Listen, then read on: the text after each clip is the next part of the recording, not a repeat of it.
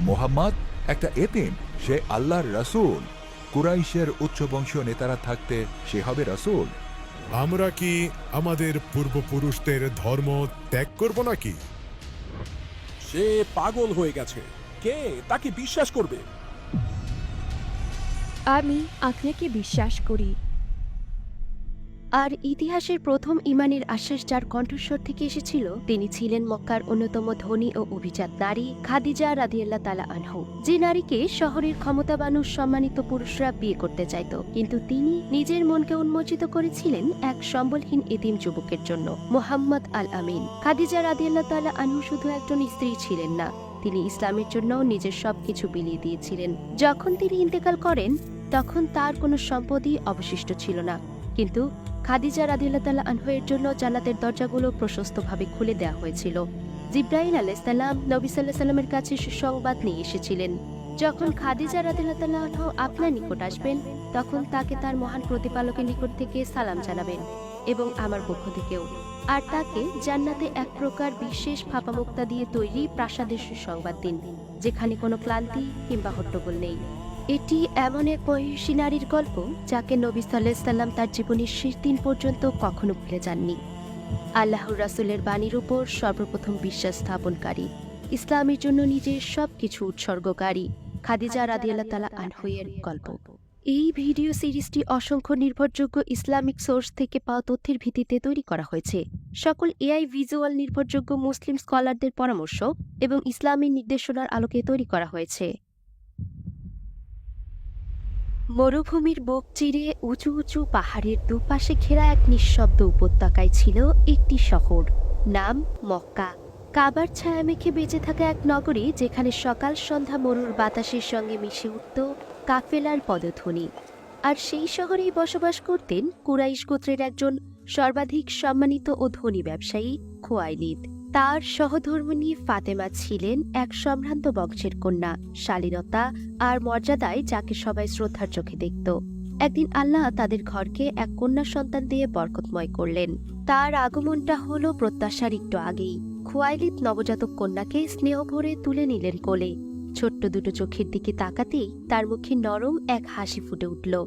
তিনি কোমল সুরে বললেন, ওর নাম হবে খাদিজা। এর অর্থ যে নির্দিষ্ট সময়ের আগে জন্মেছে। খাদিজা বড় হতে লাগলেন, মক্কার ব্যস্ত বাণিজ্য জীবনের ঠিক মাঝখানে এক অভিজাত ঘরের আদুরে আশ্রয়ে। খুয়াইলিদ বিশাল বিশাল কাফেলা সাজাতেন আর সেগুলিকে পাঠিয়ে দিতেন দূর দূরান্তের দেশে। আর খাদিজা বয়সে তখনও ছোট, তবু এইসব ব্যস্ততা, ছুটে চলার জীবনটা প্রত্যক্ষ করতেন। মক্কার দগদগে বালুকা রাশির ওপর দিয়ে সময় ধীরে ধীরে গড়িয়ে গেল, আর খাদিজা শৈশব পেরিয়ে পরিণত হলেন এক তরুণীতে। শুধুমাত্র কুরাইশ বংশের সন্তান বলেই তিনি সমবয়সীদের চেয়ে আলাদা ছিলেন না। যে বিষয়টি সত্যিই তাকে সবার থেকে ভিন্ন করেছিল তা ছিল তার আত্মার পবিত্রতা, যাকে সে যুগের অন্ধকার স্পর্শ করতে পারেনি। লাত, মানাত আর উজ্জার নাম যখন মানুষের দৈনন্দিন জীবনের প্রতিটি স্তরে, তখনও খাদিজা রাদিয়াল্লাহু তাআলা আনহুর হৃদয় কোনোদিন সেই প্রাণহীন পাথরের দিকে ঝুঁকে পড়েনি, একবারের জন্যও না। জাহিলিয়াতের ছায়া যার চরিত্রকে স্পর্শ করতে পারেনি, যার হৃদয়ের পরিচ্ছন্নতা ছিল একদম স্বচ্ছ, এই পবিত্র স্বভাব দেখেই মক্কার মানুষ তাকে ডাকতে শুরু করল আত-তাহিরা, পবিত্র নারী। বছর গড়িয়ে খাদিজা যখন বিয়ের বয়সে পৌঁছালেন, মক্কারই এক মর্যাদাবান যুবক আবু হালার সঙ্গে গড়ে উঠল নতুন ঘর। তারা দুজনেই সম্ভ্রান্ত ও সম্মানিত পরিবারের সন্তান বলে তাদের এই বন্ধনকে নগরীর অন্যতম সম্মানজনক বন্ধন ভাবা হতো। সন্তান জন্মের পর হাসি আর আনন্দে ভরে উঠেছিল তাদের ঘর, কিন্তু সে সুখ বেশি দিন টেকেনি। বিয়ের অল্প সময় পরই আবু হালা ইন্তেকাল করেন। খাদিজা ধীরে ধীরে নিজের ক্ষতগুলোকে সইয়ে নিয়ে পুনরায় স্বাভাবিক জীবনে ফিরতে লাগলেন। আর একদিন তার সঙ্গে পরিচয় হয় আতিকের, যেন নতুন আশার আলো আরও একবার জন্ম নিল। আতিকও ছিলেন মক্কার সম্ভ্রান্ত ধনী ব্যক্তি এবং তাদের বিবাহ থেকে জন্ম নিল একটি সন্তান। জীবন যখন স্বাভাবিক হতে শুরু করেছে, ঠিক তখনই আতিকের ইন্তেকালে খাদিজা সেই একই বেদনার মুখোমুখি হলেন। অল্প বয়সেই দ্বিতীয়বার স্বামীকে হারানোর পর খাদিজা অনুভব করলেন তিনি জীবনের সবচেয়ে কঠিন পরীক্ষার মধ্য দিয়ে যাচ্ছেন। তবুও সেই দিনগুলোতেই তকদির নীরবে তাকে সবচেয়ে বরকতময় বিবাহের জন্য প্রস্তুত করছিল। এত সব কষ্টের মাঝেও তাকে নিজের সন্তানদের জন্য মনকে শক্ত রাখতে হয়েছিল। সেই যন্ত্রণা তখনও নতুন, চোখের জলও যেন থামেনি। এরই মাঝে তার কাঁধে এসে পড়েছে আরও এক বড় দায়িত্ব। পিছনে রয়ে যাওয়া সম্পদ আর কাফেলাগুলোর পুরো দেখভাল সবই এখন তার হাতে। তার পিতার কাছ থেকে শেখা অভিজ্ঞতা ব্যবহার করে তিনি ব্যবসার দায়িত্ব গ্রহণ করলেন। সময়ের সঙ্গে সঙ্গে খাদিজা রাদিয়াল্লাহু তাআলা আনহু হয়ে উঠলেন এমন একজন নারী যার নাম ব্যবসা ক্ষেত্রে প্রশংসার সঙ্গে উচ্চারিত হতে লাগল। তার পণ্য দামেস্কের বাজারে, ইয়েমেনের বন্দরগুলোতে এবং হিজাজের সবচেয়ে দূর প্রান্তেও পৌঁছাতে লাগল। যে খাদিজার সাথে ব্যবসা করে সে কখনো ক্ষতিগ্রস্ত হয় না। আর ঠিক সেই সময় খাদিজা প্রস্তুত করছিলেন এক বিশাল কাফেলা, যার গন্তব্য ছিল সুদূর দামেস্ক। উটগুলো পণ্যে বোঝাই করা হলো, প্রায় সবকিছুই প্রস্তুত ছিল। তবু একটি জিনিসের ঘাটতি রয়ে গেল, কাফেলাকে নেতৃত্ব দেওয়ার মতো একজন সৎ ও ন্যায়পরায়ণ ব্যক্তি। মক্কার পথে ঘাটে তখন সবার মুখে ঘুরছিল একটাই নাম, আর সেই নামের খবর খাদিজার কানেও পৌঁছালো, মোহাম্মদ আল আমিন, যার অর্থ বিশ্বস্ত মোহাম্মদ। কুরাইশ গোত্রের মানুষের কাছে এই উজ্জ্বল চেহারার যুবক তার সততা ও উত্তম চরিত্রের জন্য পরিচিত ছিল। সেই এতিম মোহাম্মদ শৈশব থেকেই রাখালের কাজ করতেন। একা একা পাহাড়ি পথে বড় বড় পশুর পাল সামলাতেন, আর চাচাদের সঙ্গে কাফেলার সফরে যেতে যেতে ব্যবসার সূক্ষ্ম কায়দা কানুনও শিখে নিয়েছিলেন। রাসূলুল্লাহ সাল্লাল্লাহু আলাইহি সাল্লাম সুপরিচিত ছিলেন তার আমানতদারিতা, ব্যবসার ন্যায়পরায়ণতা ও সততার জন্য। তিনি এতটাই বিশ্বাসী ছিলেন যে মানুষ কোনো দ্বিধা ছাড়াই তাদের পণ্য ও মূল্যবান সম্পদ তার কাছে আমানত রাখত। খাদিজা রাদিয়াল্লাহু তাআলা আনহু সিদ্ধান্ত নিয়ে বার্তা পাঠালেন মোহাম্মদ আল আমিনের কাছে তার পরবর্তী বৃহৎ কাফেলার নেতৃত্ব গ্রহণের প্রস্তাব নিয়ে। এই গুরুত্বপূর্ণ অভিযানে তাকে সহায়তা করতে সঙ্গে পাঠালেন তার বিশ্বস্ত খাদেম মাইসারাকে। নবীজি প্রস্তাবটি গ্রহণ করলেন, আর শুরু হয়ে গেল সফরের প্রস্তুতি। এক এমন যাত্রা যা ইতিহাসের গতিপথ বদলে দেবে। উটগুলোকে বোঝাই করা হলো, পণ্য গুছিয়ে নেওয়া হলো, আর অল্প সময়ের মধ্যেই মক্কার বৃহৎ কাফেলা রওনা দিল দামেস্কের পথে।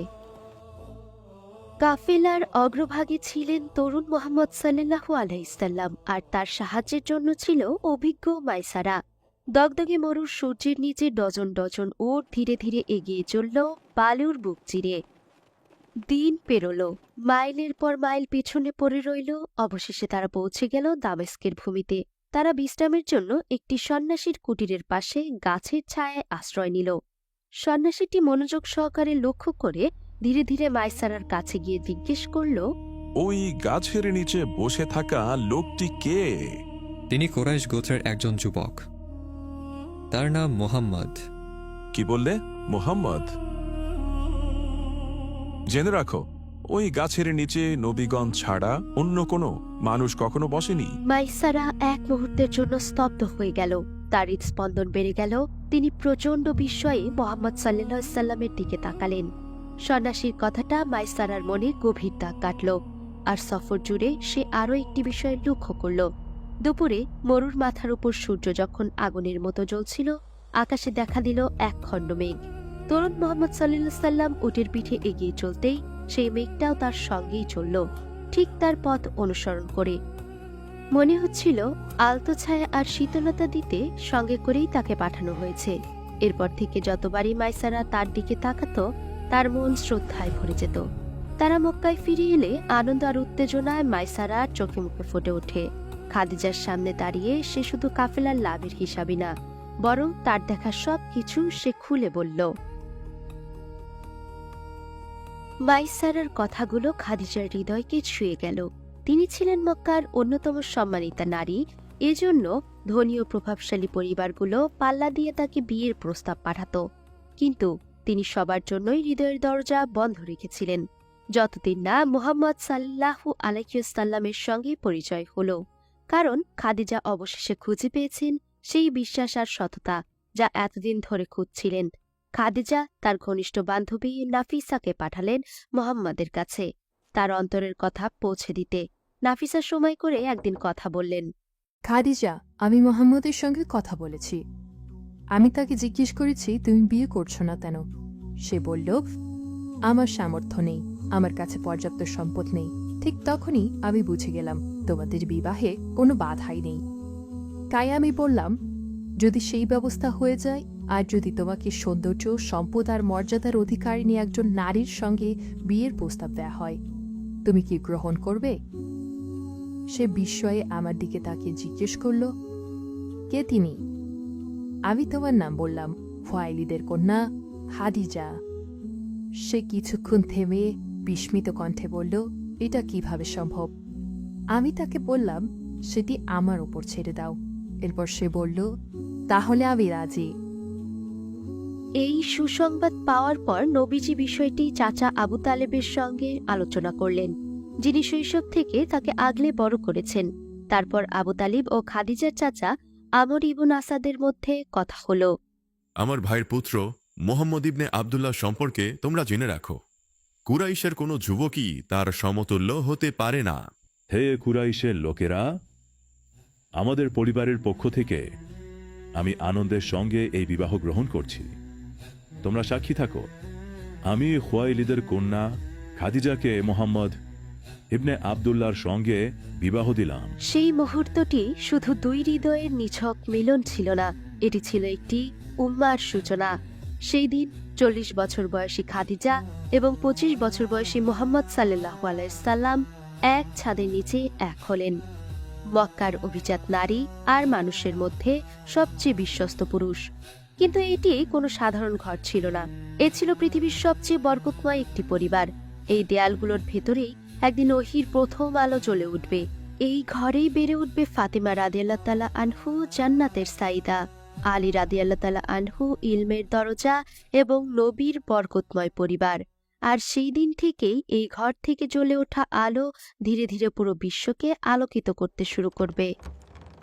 সে ঘরে পা রাখলেই মক্কার কোলাহল, লোভ আর অস্থিরতা সব যেন ধীরে ধীরে দূরে সরে যেত।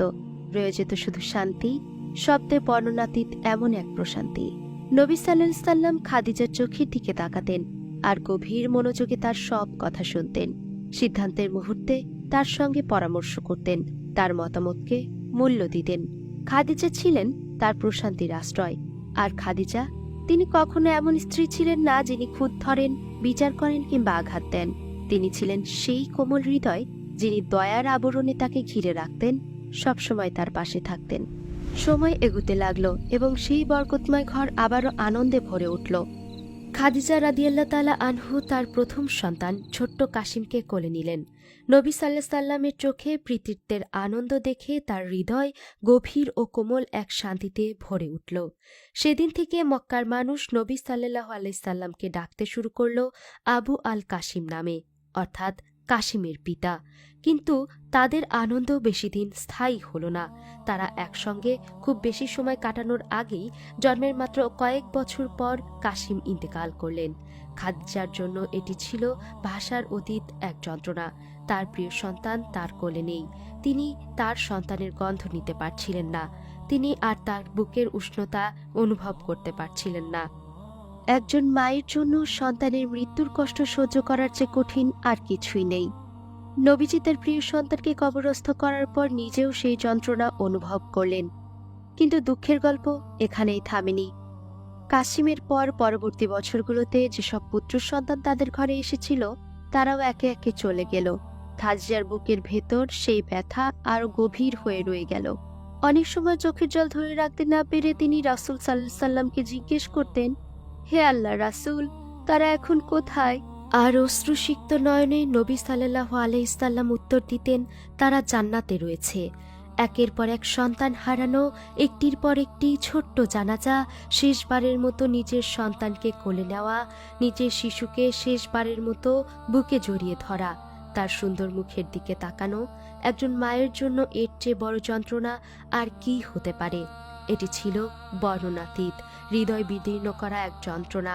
কত মানুষই না এই পরীক্ষার মধ্যে দিয়ে যায় এবং এই যন্ত্রণা এত গভীর হয় যে এই বিশাল পৃথিবীও তাদের কাছে সংকীর্ণ মনে হয়। হৃদয়ের এই শূন্যতা দুনিয়ার কোনো কিছু দিয়েই পূরণ হয় না।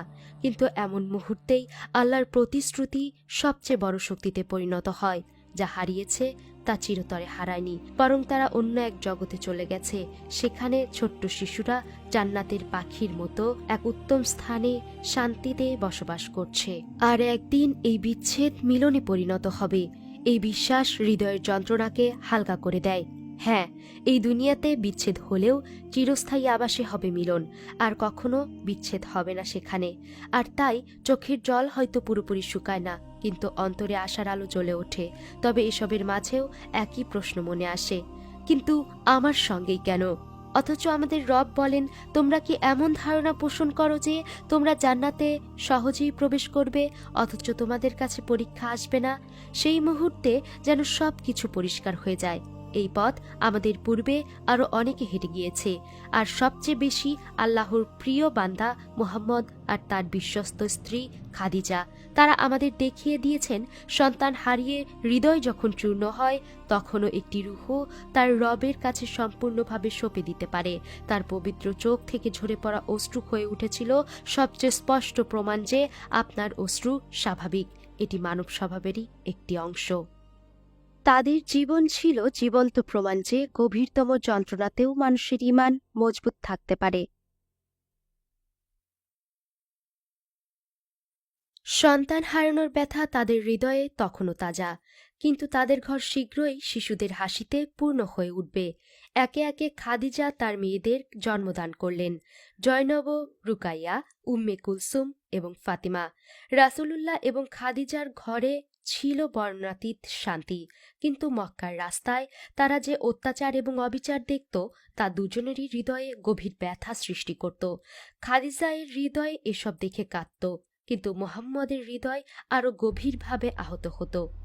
মক্কার ঠিক বাইরে নূর পাহাড়ের ঢালে একটি ছোট্ট গুহা ছিল, হেরা। শহরের কোলাহল থেকে দূরে এই স্থানটি ছিল নীরব এবং শান্তিপূর্ণ। আর জাহেলিয়াতের সেই দিনগুলোতে নবীর হৃদয় যখন পৃথিবীর নিষ্ঠুরতায় ভারাক্রান্ত হয়ে পড়ত, তিনি হীরা গুহায় আশ্রয় নিতেন। খাদিজা রাদিয়াল্লাহু তাআলা আনহু কখনো অভিযোগ করেননি, কখনো প্রশ্ন করেননি। তিনি শুধু ধৈর্যের সাথে অপেক্ষা করতেন, নীরবতার মধ্যে। মক্কার সেই মহিষী নারী প্রচণ্ড রোদের মধ্যে হীরা গুহার খাড়া পাথুরে পথ অতিক্রম করছিলেন। তার মাথার উপরে সূর্যের প্রচণ্ড উত্তাপ, পাথুরে রাস্তা তার পায়ে ক্ষত তৈরি করলেও তার হাতে তিনি তার প্রিয় স্বামীর জন্য পানি এবং খাবার বহন করছিলেন। তার ক্লান্ত প্রতিটি পদক্ষেপ যেন তিনি পাহাড়ে অবস্থানরত সেই বরকতময় সঙ্গীকে বলছিলেন, আপনি একা নন, আমি আপনার সঙ্গে আছি। পথ চলতে চলতে তিনি হাঁপিয়ে উঠলেও একটি বিষয় তার সমস্ত ক্লান্তি ভুলিয়ে দেয়, আর তা ছিল তার স্বামীর জন্য হৃদয়ে রাখা গভীর ভালোবাসা এবং স্নেহ। দিন যেতে যেতে খাদিজা তার স্বামীর চোখে মুখে কিছু পরিবর্তন লক্ষ্য করতে শুরু করলেন। নবীজির বয়স যখন ৩৮ বছর, তখন তিনি বুঝলেন যে তার স্বামী কখনো কখনো গভীর চিন্তায় ডুবে যেতেন। তারপর একদিন তারা যখন ঘরেই ছিলেন, হঠাৎ এমন কিছু ঘটল যা ছিল একেবারেই অসাধারণ। একটি অবয়ব মুহাম্মদ সাল্লাল্লাহু আলাইহি ওয়াসাল্লামের কাছে উপস্থিত হল। খাদিজা নবীজির মুখের পরিবর্তন লক্ষ্য করলেন, তাকে আলিঙ্গন করলেন। তারপর তিনি তার মাথার চাদর সরিয়ে জিজ্ঞাসা করলেন, এখনো কি সেটি দেখছেন? যখন রাসূল সাল্লাল্লাহু আলাইহি সাল্লাম উত্তর দিলেন না, খাদিজা মুখের চিন্তা অদৃশ্য হয়ে গেল এবং তার উদ্বেগ যেন গভীর প্রশান্তিতে রূপান্তরিত হল। এটি শয়তান নয়, এটি একজন ফেরেশতা। এভাবেই দিন আর মাস কেটে যাচ্ছিল।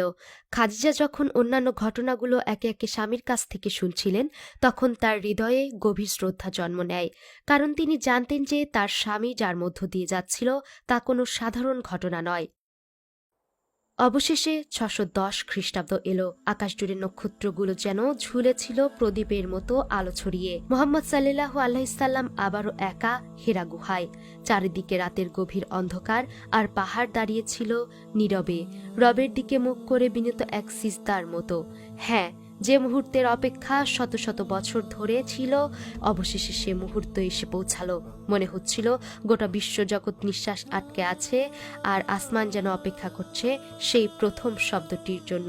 ঠিক তখনই নীরবতা ভেঙে এক কণ্ঠ এলো, পড়ুন। আল্লাহর নবী সাল্লাল্লাহু আলাইহি সাল্লাম কাপা কণ্ঠে উত্তর দিলেন, আমি পড়তে জানি না। সেই কণ্ঠটি তাকে শক্তভাবে আলিঙ্গন করল এবং আবার বলল, পড়ুন। মনে হচ্ছিল পাহাড়গুলো নবী সাল্লাল্লাহু আলাইহি সাল্লামের কাঁধের উপর রাখা হয়েছে। তার দেহ কাঁপতে লাগলো, শ্বাস ছোট হয়ে এলো। এমন সময় সেই কণ্ঠস্বর বলল, পড়ুন আপনার রবের নামে, যিনি সৃষ্টি করেছেন মানুষকে জমাট বাঁধা রক্তপিণ্ড হতে। পড়ুন আর আপনার রব মহামহিমান্বিত, যিনি শিক্ষা দিয়েছেন কলম দিয়ে, শিক্ষা দিয়েছেন মানুষকে যা সে জানত না। এই শব্দগুলো যা আল্লাহর নবী সাল্লাল্লাহু আলাইহি সাল্লাম কাঁপতে থাকা ঠোঁট দিয়ে পুনরায় বললেন, তার হৃদয়ে গেঁথে গেল। তারপর জিব্রাইল চলে গেলেন। গুহা আবার নীরব হয়ে উঠল, তবে তা আগের নীরবতার মতো ছিল না। সেই দিন নবী সাল্লাল্লাহু আলাইহি সাল্লাম হেরা থেকে নেমে এলেন। তিনিও আর আগের মতো ছিলেন না। তার মুখ ভয়ার্ত ছিল, হৃদয় দারুণভাবে ধরফর করছিল। তিনি যখন পাহাড় থেকে তাড়াতাড়ি নামছিলেন, তার পা পাথরের উপর পিছলে যাচ্ছিল। তিনি কাঁপছিলেন, যা দেখেছেন তাতে বিস্মিত ছিলেন। তার একমাত্র ইচ্ছা ছিল ঘরে পৌঁছানো, খাদিজার কাছে পৌঁছানো। তিনি শ্বাস নিতে কষ্ট পাচ্ছিলেন। যখন তিনি ভেতরে এলেন, খাদিজা তাকে দেখলেন। এমনভাবে ঘরে ঢুকলেন যেন তিনি কিছু থেকে পালিয়ে বেড়াচ্ছেন। কাপা কণ্ঠস্বরে তিনি বললেন, আমাকে চাদর দিয়ে ঢেকে দাও, আমাকে ঢেকে দাও। এক মুহূর্তও দেরি না করে খাদিজা রাদিয়াল্লাহু তাআলা আনহু তার কাছে ছুটে গেলেন, তাকে জড়িয়ে ধরলেন এবং ঢেকে দিলেন। কিছুক্ষণ পর নবী বললেন, আমি ভয় পাচ্ছি হে খাদিজা, আমি আমার নিজের সম্পর্কে আশঙ্কা বোধ করছি। সেই মুহূর্তে তিনি আত্মবিশ্বাসের সঙ্গে বললেন, না, ভয় নেই। আল্লাহর শপথ, তিনি কখনোই আপনাকে অপমানিত করবেন না। আপনি সবসময় সত্য বলেন, আপনার আত্মীয়দের দেখাশোনা করেন, আপনি দুস্থদের সাহায্য করেন এবং অতিথিদের প্রতি দয়ালু। আল্লাহ আপনাকে কখনো ত্যাগ করবেন না। খাদিজা সময় নষ্ট করলেন না। তিনি তাকে নিয়ে গেলেন তার চাচাতো ভাই ওরাকা ইবন নওফেল এর কাছে। ওরাকা একজন বুজুর্গ ব্যক্তি ছিলেন। তার চুল সাদা হয়ে গেছে এবং চোখে স্পষ্ট দেখতে পেতেন না, তবে তিনি একজন জ্ঞানী এবং গভীর অন্তর্দৃষ্টি সম্পন্ন মানুষ ছিলেন। তিনি তার জীবন অতিবাহিত করেছেন বিভিন্ন ধর্মগ্রন্থ অধ্যয়ন করে, তাওরাত, ইনজিল এবং শেষ নবীর আগমনের জন্য অপেক্ষা করছিলেন। আল্লাহর নবী সাল্লাল্লাহু আলাইহি সাল্লাম তাকে যা ঘটেছে সব জানালেন। ওরাকা নীরবে সব কিছু শুনলেন। প্রতিটি শব্দ যেন তার হৃদয়ে প্রবেশ করল।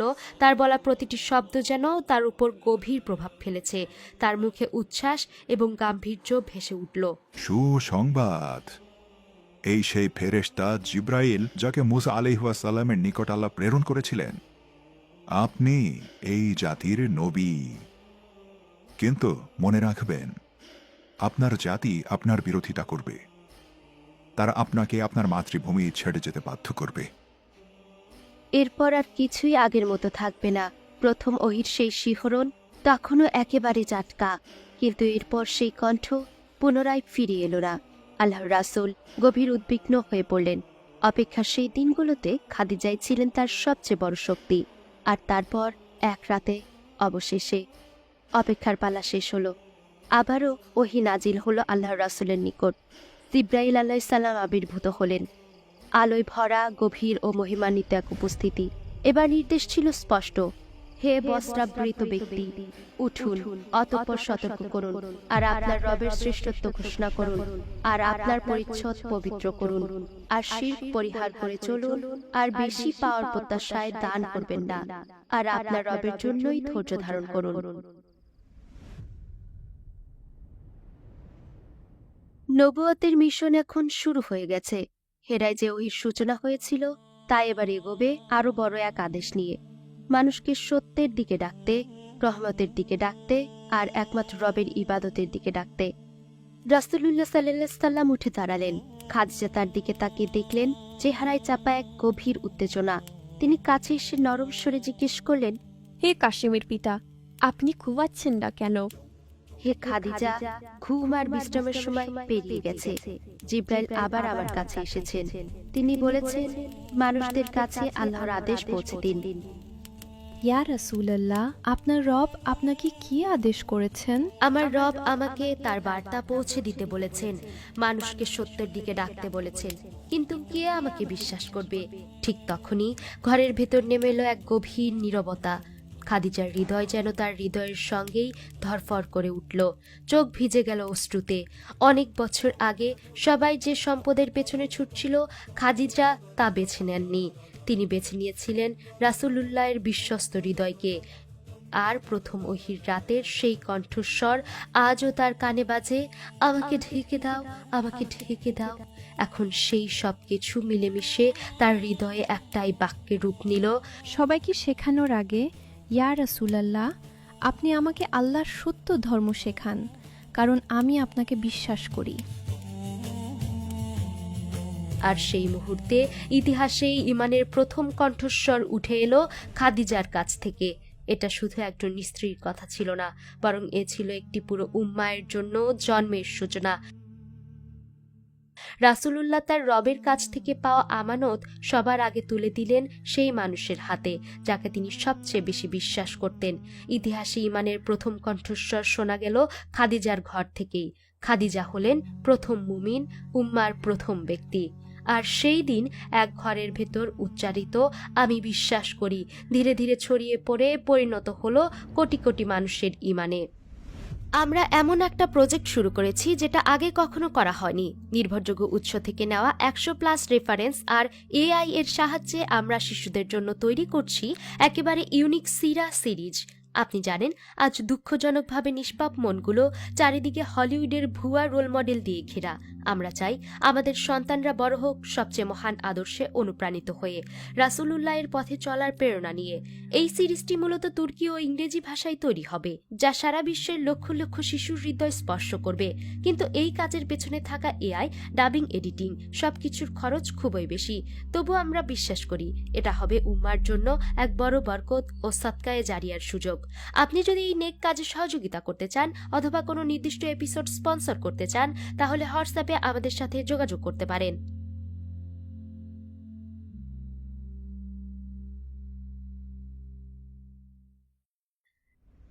সেই ঘরটি তখন হয়ে ওঠে ইসলামের প্রথম আশ্রয়স্থল। তারপর একদিন জিবরাইল আলাইহিস সালাম আবারও এলেন আর বললেন, পানি আনুন, আমি আপনাকে শেখাবো কিভাবে ওযু করতে হয় আর কিভাবে ইবাদত করতে হয়, যাতে আপনি আল্লাহর ইবাদত করতে পারেন তা জানেন। নবীজি পানি আনলেন। জিবরাইল আলাইহিস সালাম তাকে দেখালেন কিভাবে হাত, মুখ আর পা ধুতে হয়। সেদিন প্রথমবারের মতো ওযুর প্রতিটি ধাপ সহ সবকিছু শেখা হলো। এরপর জিবরাইল তাদের নামাজ, কিয়াম, রুকু ও সিজদা, এরপর তিনি ইমাম হয়ে তাদের নামাজ পড়ালেন। রাসূলুল্লাহ তার পেছনে দাঁড়ালেন আর খাদিজা তাদের সবার পেছনে রবের সামনে। আর সেই মুহূর্তে ইতিহাসের সবচেয়ে বরকতময় নামাজ আদায় হলো। রাসূলুল্লাহ, তার প্রিয় স্ত্রী খাদিজা আর জিবরাইল আলাইহিস সালাম তারা একসাথে একই সিজদায় এক হলেন রবের সামনে। প্রথমবার সবার কপাল মাটিতে ছুঁলো, প্রথমবার হৃদয়গুলো রবের সাথে সিজদার ভিতর জুড়ে গেল। সেদিন মাত্র দুজনকে নিয়ে যা শুরু হয়েছিল তা আজ ইবাদত হয়ে গেছে কোটি কোটি মানুষের। কাঁধে কাঁধ মিলিয়ে দাঁড়ানো এক সারি। একদিন খাদিজা আবার হেরার পাহাড়ি খাড়া ঢাল বেয়ে উঠছিলেন। বয়স বেড়ে গিয়েছিল, তার পদচারণা ধীর হয়ে গিয়েছিল। প্রতিটি খাড়া ঢাল বেয়ে ওঠা আগের চেয়ে বেশ কঠিন ছিল, তবুও তিনি কখনো দমে যাননি। আল্লাহর রাসূলের জন্য খাবার নিয়ে যেতেন। ঠিক সেই মুহূর্তেই জিবরাইল এলেন এবং বললেন, খাদিজা যখন আপনার কাছে আসবেন তাকে সালাম দিন, তার রবের পক্ষ থেকে, আমার পক্ষ থেকেও। আর জান্নাতের একটি গৃহের সুসংবাদ দিবেন, যা এমন একটি ফাঁপা মুক্তায় গড়া, যেখানে নেই কোনো কোলাহল, নেই কোনো ক্লান্তি। এক নারী যার জান্নাতের জায়গা দুনিয়াতেই তৈরি হয়ে গিয়েছিল।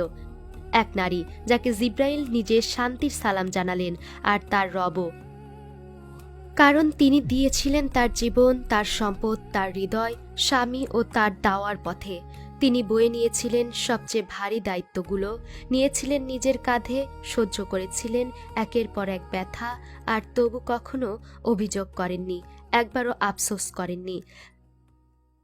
খাদিজা ইসলাম গ্রহণের পর সেই ঘর থেকেই আরেকজন ইসলাম গ্রহণ করলেন, নবীজির কিশোর চাচাতো ভাই আলী, যিনি তাদের তত্ত্বাবধানে বড় হয়েছিলেন।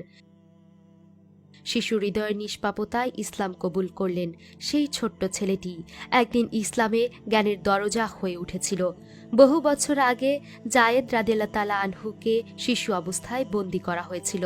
পরে খাদিজার মাধ্যমে তিনি রাসূলের তত্ত্বাবধানে এলেন, পেলেন তার মমতা, আর তারপর জায়েদও ইসলাম গ্রহণ করলেন। রক্তের সম্পর্ক, সম্পদ এসব তাদের একত্র করেনি, করেছে তাদের হৃদয়ে বেড়ে ওঠা ঈমান। আর রাসূলের উপর তাদের ভরসা। রাতে নীরব সময়গুলোতে ওহীর আয়াত নাজিল হতো, প্রথমে নবীজির ঠোঁটে, তারপর সেই ছোট নিবেদিত জমায়েতের হৃদয়ে। আর খাদিজা ছিলেন শুধু সেই প্রথম জামাতের মা নন, তিনি ছিলেন তার সবচেয়ে দীর্ঘ স্তম্ভ, সবচেয়ে বড় আশ্রয়। সেই ঘরই হয়ে উঠল ইসলামী দাওয়ার প্রথম কেন্দ্র। সেখান থেকে ঈমানের বিস্তার গোপনে ছড়িয়ে পড়তে লাগলো। মাটির নিচে বীজের মতো নিঃশব্দে বেড়ে উঠল শিকড়, ছড়ালো। কিন্তু এবার সময় এসে গেল মাটি ভেদ করার। তখন আরেকটি হুকুম নাজিল হলো, এবার শুরু করতে হবে সবচেয়ে নিকটজনদের দিয়ে।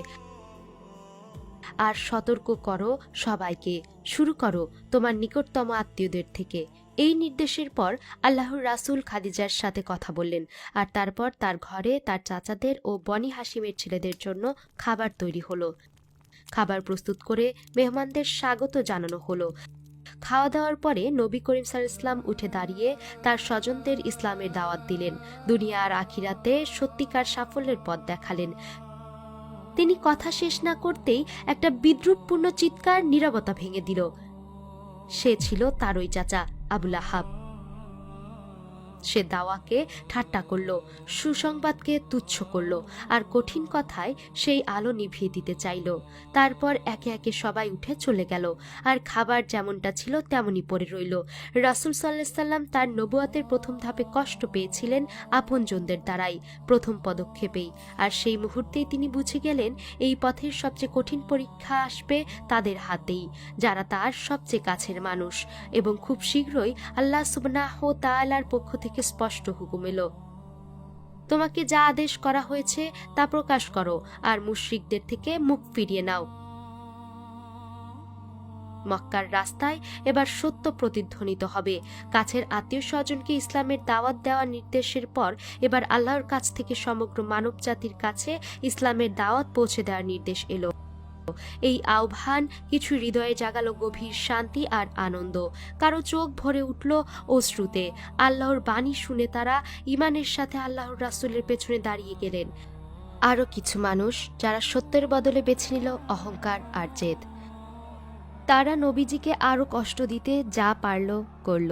তাদের কেউ কেউ আস ইবন ওয়াইলের মতো, আর আবু জাহেল আরও এগিয়ে গিয়ে বলল, মুহাম্মাদের বংশধারা তো শেষ হয়ে গেছে, তার বংশধারা রক্ষা করার জন্য কোনো পুত্র সন্তান নেই। সে মারা যাওয়ার সাথে সাথে তার নামও শেষ হয়ে যাবে। যে নামের বিলুপ্তি ঘটবে বলে তারা বিদ্রূপ করেছিল, আজ সেই নামই পৃথিবীর সবচেয়ে বেশি রাখা হয় ছেলেদের। তারা বলেছিল তার বংশ শেষ হয়ে যাবে, কিন্তু আজ তার নাম প্রতিদিন আকাশে বাতাসে ধ্বনিত হয়, আজান আর অগণিত দোয়ায়। আল্লাহ কখনো তার রাসূলকে সাহায্য ও সান্ত্বনা থেকে বঞ্চিত করেননি। এই অপবাদগুলোর পর তিনি নাজিল করলেন সূরা আল কাউসার, এবং এই আয়াত দিয়ে নবীজিকে সান্ত্বনা দিলেন, নিশ্চয়ই আমি তোমাকে দান করেছি আল কাউসার, সুতরাং তুমি শুধু তোমার রবের জন্য নামাজ পড়ো ও কোরবানি করো, নিশ্চয়ই তোমার শত্রুই তো নির্বংশ। দিন যেতে লাগলো, নির্যাতন আরও বেড়েই চলল। মুমিনদের কাঁধে চাপল নতুন নতুন বোঝা। যারা একসময় নিজের শহরে মুক্তভাবে চলত, তারা এখন নিজেরই দেশে যেন অপরিচিতদের মতো হয়ে গেল নিজেরই প্রিয়জনদের দ্বারা, যাদের তারা ভালোবাসত। তোমরা মুহাম্মদের ধর্ম মানবে কিভাবে, যেখানে আমরা এখনো আমাদের পূর্বপুরুষদের ধর্ম মানি? শুধু আমার রব আল্লাহ এ কথা বলায় কাউকে ফেলে দেয়া হতো জ্বলন্ত পাথরে, কাউকে চাপা দেয়া হলো তপ্ত বালুর নিচে। তারা শ্বাস নিতে ছটফট করতেন। রাহবার আর্তনাদ কেঁপে কেঁপে উঠল মক্কার অলিতে গলিতে। আর সেই অন্ধকারতম সময়গুলোতে খাদিজা দাঁড়ালেন তাদের পাশে, যা ছিল সবকিছু নিয়ে। তিনি নির্যাতনের দগদগে রোদে হয়ে উঠলেন শীতল ছায়া, ক্ষত বিক্ষত হৃদয়ের ওপর মমতার হাত। কারণ তিনি জানতেন এটাই সত্যের পথ, এটাই ছিল আল্লাহর পথ। যখন নির্যাতন অসহ্য হয়ে উঠল, রাসূলুল্লাহ মুমিনদের জন্য খুলে দিলেন আশার এক দরজা, আবিসিনিয়া। সমুদ্রের ওপারে অবস্থিত একটি নিরাপদ ভূমি, মক্কার অত্যাচার নির্যাতন থেকে আশ্রয় পাওয়ার একটা জায়গা। জায়গাটি নিরাপদ ছিল, কিন্তু ছিল বিচ্ছেদের পথও। খাদিজার জন্য এ ছিল এক নতুন পরীক্ষা, কারণ তার প্রিয় কন্যা রুকাইয়া সেই ছোট দলটির সাথেই যাচ্ছিলেন। নবীজি রুকাইয়াকে আর তার স্বামী উসমান ইবন আফফানকে বলেছিলেন প্রথম হিজরতকারী কাফেলায় যোগ দিতে। আর খাদিজা এক মা, যিনি শিশুকালে সন্তান হারিয়েছেন, এবারও আরেক সন্তানকে বিদায় দিতে হলো। জানতেন না আর কখনো দেখা হবে কিনা। কুরাইশরা ছিল নির্দয়, আর যাত্রা ছিল আবিসিনিয়ার দিকে, যা ছিল এক দূরবর্তী ভূমি, মক্কা থেকে কয়েকদিন, হয়তো কয়েক সপ্তাহ দূরে মক্কা থেকে। শেষবার মেয়েকে বুকে জড়িয়ে তার গন্ধ টেনে নিতে নিতে তার হৃদয়ে কি চলছিল তা শুধু আল্লাহ জানেন। একদিকে ছিল নিরাপদ থাকার স্বস্তি, আর একদিকে ছিল আর কখনো না দেখার হাহাকার। অন্যদিকে কুরাইশদের ঘৃণা এতটাই তীব্র হয়ে উঠেছিল যে তারা সবচেয়ে নিষ্ঠুর পন্থা বেছে নিল, মুসলিমদের সমাজ থেকে একেবারে আলাদা করে দিল। কুরাইশদের ফরমান ছিল পরিষ্কার: কেউ তাদের সাথে কথা বলবে না, কেউ তাদের সাথে লেনদেন করবে না, কোনো বিবাহ সম্পর্ক স্থাপন করা হবে না। এভাবেই শুরু হলো নির্মম বয়কট। এমনকি সালামও দেয়া হতো না, যেন নিজের শহরেই তাদের জীবন্ত কবর দেয়া হচ্ছিল। আর কোথাও কোনো পথ না পেয়ে মুমিনরা ঘরবাড়ি আর স্মৃতি পেছনে ফেলে শিব আবু তালিব নামক একটি সংকীর্ণ উপত্যকায় আশ্রয় নিল। সেদিন খাদিজা রাদিয়াল্লাহু তাআলা আনহু তার সবকিছু উজাড় করে দিলেন, প্রত্যেকটা মুদ্রা, সকল সম্পত্তি। তিনি ক্ষুধার্ত মুমিনদের জন্য 3 বছর, টানা 3 বছর সেই উপত্যকা দেখল মানব ইতিহাসের অন্ধকারতম অধ্যায়গুলোর একটিকে। রাতে ঠান্ডা বাতাসে শিশুর কান্না প্রতিধ্বনিত হতো। মা, একটু রুচি দাও। মনে আছে সেই মিষ্টি খেজুরগুলো? আর কিছু কি নেই? আর একটু রুচি দাও। মায়েরা চোখের জল লুকিয়ে শিশুদের সান্ত্বনা দিতেন, কিন্তু দেওয়ার মতো কিছুই ছিল না। ক্ষুধা থামানোর খাবারও নেই, তৃষ্ণা মেটানোর পানি নেই। মানুষ ফুটাতো গাছের পাতা, এমনকি শুকনো পশুর চামড়াও, শুধু আরেকটা দিন বাঁচতে। ক্ষুধা গ্রাস করে নিয়েছিল পুরো উপত্যকা, আর তবু খাদিজা আর আল্লাহর রাসূল যা ছিল সব দিলেন, প্রতিটি লোকমা, প্রতিটি ফোঁটা ভাগ করে। চারপাশে সবাইকে টিকিয়ে রাখতে লড়লেন, কিন্তু দিন দিন তারা বুঝতে লাগলেন রসদ ধীরে ধীরে ফুরিয়ে আসছে। সেই যন্ত্রণার দিনগুলোতে খাদিজার ভাতিজা হাকিম ইবন হিজাম এগিয়ে এলেন। এক রাতে তার লোকজনকে সাথে নিয়ে গোপনে উটে আটা বোঝাই করে উপত্যকার দিকে রওনা হলেন, কিন্তু আবু জাহেল পথ আটকে দিল। তুমি কি বনি হাসিমদের জন্য খাবার নিয়ে যাচ্ছ? আল্লাহর কসম, তুমি এখানেই দাঁড়িয়ে থাকবে যতক্ষণ না আমি তোমাকে পুরো মক্কার সামনে অপমান করি। ঠিক তখন আবু আল বুকতারি ঘটনাটা দেখে, আর চুপ থাকতে না পেরে আবু জাহেলের সাথে তীব্র তর্কে জড়ান এবং তাকে বাধ্য করে ফিরে যেতে। এর ফলে হাকিম খাবারগুলো উপত্যকায় পৌঁছে দিতে সক্ষম হলেন। মাত্র 1 বস্তা আটা, কিন্তু যে শিশুরা দিনের পর দিন না খেয়েছিল তাদের কাছে তা ছিল জীবন। সপ্তাহের পর সপ্তাহ প্রথমবার হাড়ি আবার ফুটল, আর হাসি ফিরল ছোটদের মুখে। আর খাদিজা আবারও মুমিনদের বোঝা হালকা করলেন, শুধু সম্পদ দিয়ে নয়, নিজের নিকটাত্মীয়দেরও কাজে লাগিয়ে। দীর্ঘ 3 বছর পর ঘটল এক বিস্ময়। বয়কটের দলিল, যা কাবার দেয়ালে টাঙানো ছিল, পাওয়া গেল পোকায় খেয়ে একেবারে নষ্ট, ছিন্ন ভিন্ন। আর আল্লাহ সুবহানাহু তাআলা এ কথা তার রাসূলকে জানিয়ে দিলেন। নবীজি তার চাচা আবু তালিবকে বললেন, কাবায় গিয়ে কাগজটি নিজেরাই দেখে আসুন। আমার ভাতিজা যদি সত্য বলে থাকে তাহলে বয়কটের এই অন্যায়টা শেষ করুন। কুরাইশরা কাবায় গিয়ে যা দেখল তা দেখে স্তব্ধ হয়ে গেল, কিন্তু তখনও তারা এটিকে নবুয়তের নিদর্শন হিসেবে দেখতে অস্বীকার করল। তারা সত্যের দিক থেকে চোখ ফিরিয়ে নিল। এটা তো জাদুই, এছাড়া আর কিছুই নয়। তবুও এই খবর বয়কটকে কিছুটা হলেও দুর্বল করল। মক্কার কয়েকজন সম্ভ্রান্ত ব্যক্তি বিবেকের তাড়নায় বয়কটের বিরুদ্ধে কথা বলল, আর এভাবেই অবরোধ শেষ হল। মুসলিমরা এবার উপত্যকা ছেড়ে বের হতে পারলেন। হ্যাঁ, ক্ষুধার দিন শেষ হয়েছিল, শিকল ভেঙেছিল, কিন্তু অনাহার আর বয়সের ভারে খাদিজার দেহ ভেঙে পড়েছিল। তিনি অসুস্থ হয়ে পড়লেন, আর বিছানা থেকে উঠতে পারলেন না। শ্বাস নিতেও কষ্ট হচ্ছিল তার।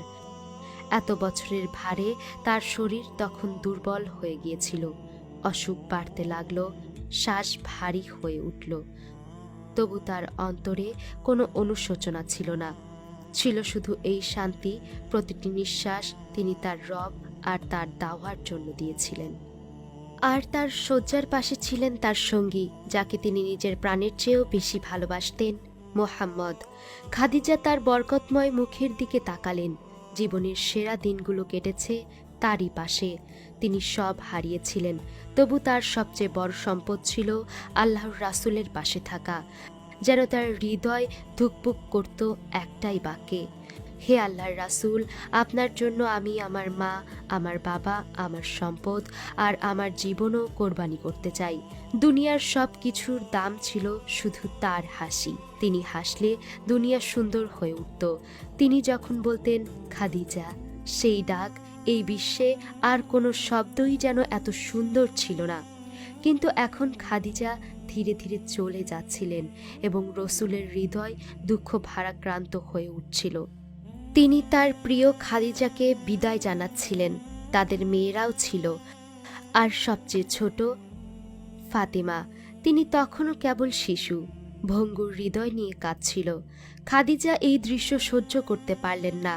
কাঁপতে কাঁপতে হাতে মেয়ের মুখ ছুঁয়ে তার চোখের দিকে তাকিয়ে বললেন, কেঁদো না আমার মা, দুঃখ করো না, কান্না থামাও।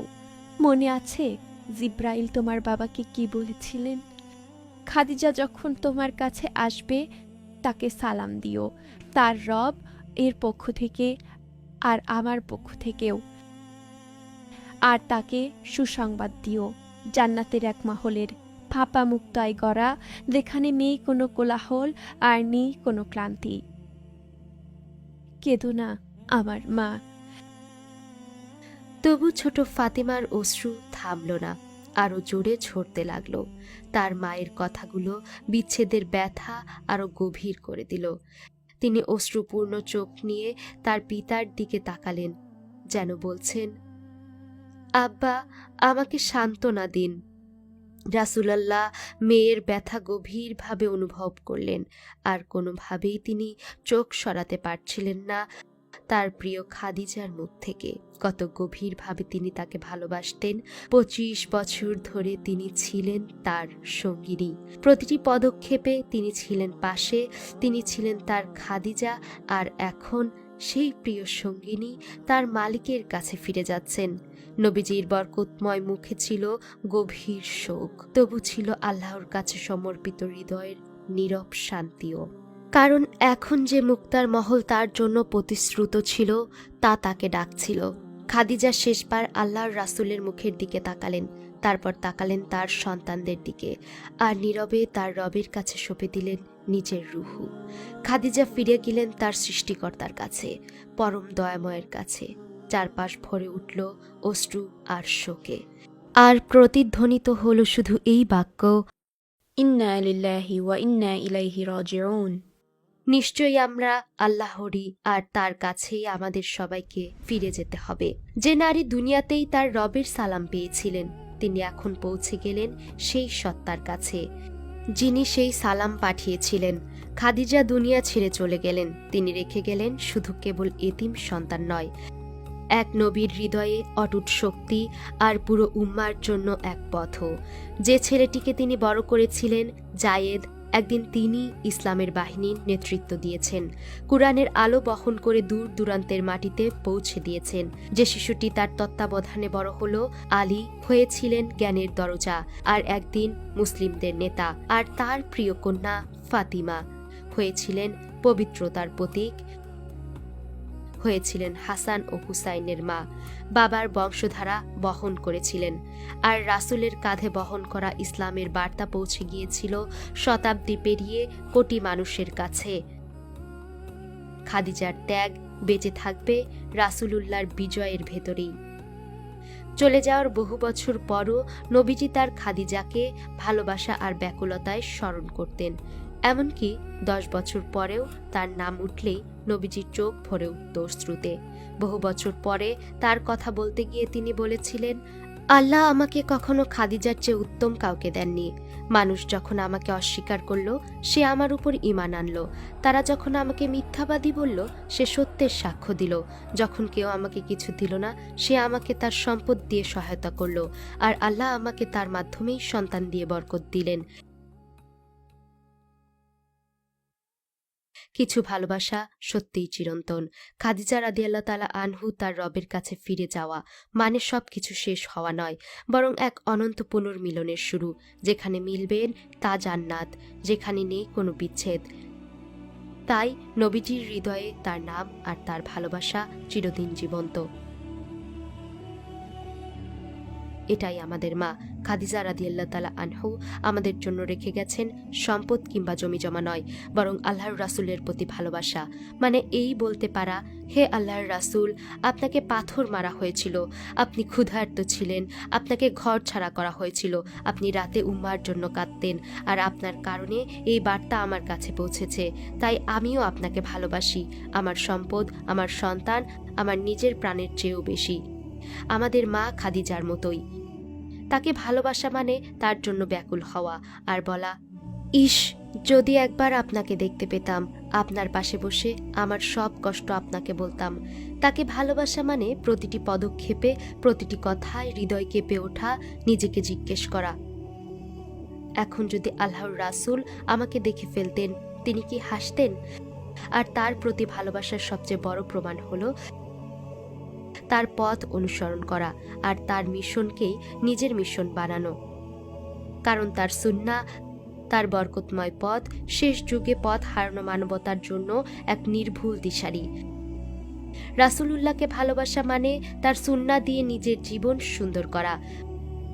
মনে রাখবেন, আল্লাহর সন্তুষ্টির একমাত্র পথ হলো তার রাসূলের পদাঙ্ক অনুসরণ করা। এবার আপনার পালা। আমাদের মা খাদিজার সবচেয়ে বড় সাহস ছিল আল্লাহর রাসূলকে অনুসরণ করা। আর যখন সবাই থমকে ছিল, তখন প্রথম পদক্ষেপ নেওয়া। আর আজ সেই সাহস আপনার হৃদয়ে রেখে যায় এক প্রশ্ন, আমার প্রথম পদক্ষেপ কি হবে? হতে পারে আপনার প্রথম পদক্ষেপ আপনার হিজাব, আয়নার সামনে দাঁড়িয়ে রবকে যে প্রতিশ্রুতি করেছিলেন তা রাখা আর নিজেকে বলা, এবার আমি করবই। অথবা হয়তো আপনার প্রথম পদক্ষেপ হতে পারে সালাত, সেই সাক্ষাৎ যা বোঝা মনে হয়, কিন্তু যখন কপাল মাটিতে লাগে যেন সব কিছু নীরব হয়ে যায়।